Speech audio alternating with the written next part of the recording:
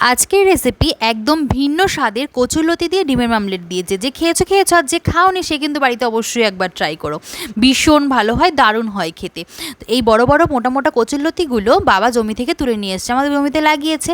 আর এই রান্নাটাও কিন্তু আমি আমার শাশুড়ি মার কাছ থেকেই শিখেছি।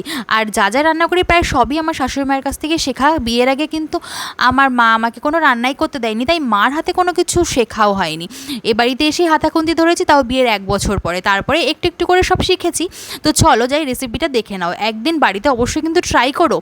তো প্রথমেই লতিগুলোকে ভালো করে মা ছাড়িয়ে দিয়েছে, এবার একটু জলে অল্প ভাপিয়ে নিয়েছি, বেশি লেদা লেদা হলে ভালো লাগে না। তারপরে এদিকে ডিমের অমলেটের জন্য পেঁয়াজ কুচি, লবণ আর লঙ্কা দিয়ে ডিমের অমলেট করে নিয়েছি। এবার অর্ধেক করে ভাজ করে নিয়েছি। এইবার ওই তেলের মধ্যেই দিয়ে দিয়েছি জিরা, তেজপাতা, শুকনো লঙ্কা ফোড়ন। তারপরে হাতে বেটে নিয়েছিলাম আদা, জিরে, লঙ্কা, রসুন আর পেঁয়াজ, সেটা বাটাটা দিয়ে তারপর মশলাটা ভালো করে কষিয়ে একটু জল দিয়ে তারপরে মশলা থেকে তেল ছাড়লে লতিটা দিয়ে দিয়েছি। এইবার লতিটা দিয়ে আবারও একটু কষিয়ে দিয়ে দিয়েছি অল্প জল, গামাখা গামাখা হবে। এইবার ডিমের মামলেটগুলো ফুটে উঠলে দিয়ে দিয়েছি, ব্যাস। এবার নামিয়ে গরম গরম ভাতে সার্ভ করেছি। সবাই তো ভীষণ ভালো খেয়েছে। তোমাদের কেমন লাগলো জানিও। টাটা।